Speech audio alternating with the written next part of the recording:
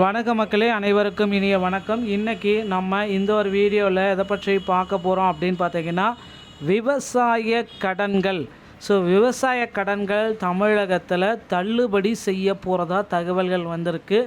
இது எந்த அளவுக்கு உண்மை, யாருக்கு இந்த தள்ளுபடி கிடைக்கும், விவசாய கடனை தள்ளுபடி செய்ய நாம் என்னென்ன விதிமுறைகளை பின்பற்றணும், வங்கிகளுக்கு விவசாய சார்பாக என்ன ஒரு முடிவுகள் எடுக்கப்பட்டிருக்கு, 1427 கோடி ரூபாய் விவசாயிகளுக்கு வழங்கப்பட்டிருக்கா என்பன பற்றின ஒரு முழுமையான தகவலை தான் இந்த ஒரு வீடியோவில் உங்களுக்கு கிளியர் கட்டாக நான் எக்ஸ்பிளைன் பண்ண போகிறேன். நீங்கள் நம்முடைய சேனலை முதல் முறையாக பார்க்குறீங்க அப்படின்னா மறக்காமல் ஒரு சப்ஸ்கிரைப் அண்ட் பெல்லை கிளிக் பண்ணிச்சுக்கோங்க. தேர்தல் வாக்குறுதியின் அடிப்படையில் விவசாய கடன்களை திமுக அரசு தள்ளுபடி செய்யவில்லை என பாஜக தலைவர் நயினா நாகேந்திரன் குற்றம் சாட்டியுள்ளார்.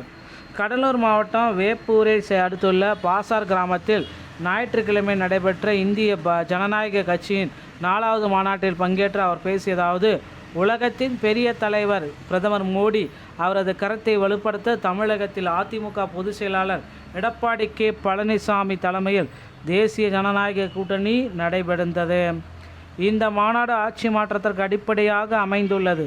ஜனநாயகம் தலைக்க குடும்ப ஆட்சியை அகற்ற ஒடுக்க வேண்டும், தன்மானம் காக்க இலவசங்கள் தவிர்க்கப்படும், டாஸ்மாக் மதுக்கடைகள் மூடப்பட வேண்டும், ஊழல்கள் ஒழிக்கப்பட வேண்டும் அப்படின்றத குறிப்பாகவே சொல்கிறாங்க.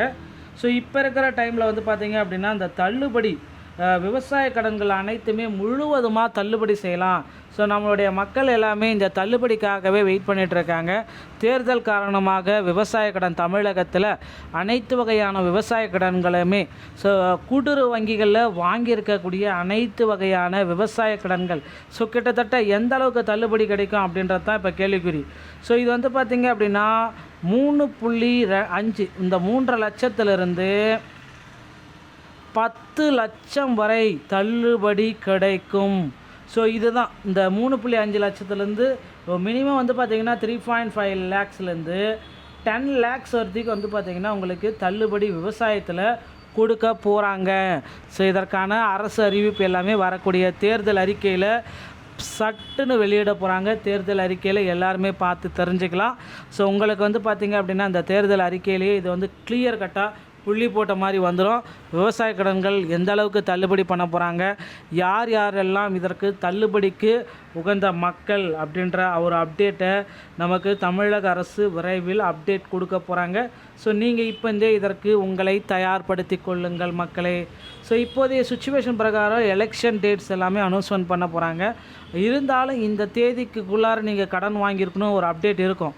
அது விவசாயத்துடைய கூட்டுறவு வங்கிகளில் தேதிகள் அப்படின்னு நம்ம பார்க்குறப்ப இந்த பிப்ரவரி முழுவதும் இந்த பிப்ரவரி 28ஆம் தேதிக்கு முன்னாடி நீங்கள் நகை கடனை, விவசாய கடனை, பயிர் கடன்கள் எல்லாமே பெற்றிருந்தீங்க அப்படின்னா தள்ளுபடி உங்களுக்கு நிச்சயமாக வரக்கூடியதுங்க. எந்த அரசு ஆட்சிக்கு வந்தாலும் சரி, எந்த கட்சி ஆட்சிக்கு வந்தாலும் சரி, உங்களுக்கு தள்ளுபடி விவசாய கடன் தள்ளுபடி மினிமம் 3 லட்சத்துலேருந்து 10 லட்சம் வரை தள்ளுபடி, தனிநபர் தள்ளுபடியை கொடுக்குறாங்க. ரெடி ஆகிக்கோங்க மக்களே. இது எல்லாமே விவசாயிகளுக்கு அரசு செய்யக்கூடிய ஒரு தள்ளுபடி. ஆல்ரெடி பார்த்திங்க அப்படின்னா தள்ளுபடிக்கு உண்டான பட்டியல்களையும் வெளியிட்டிருக்காங்க.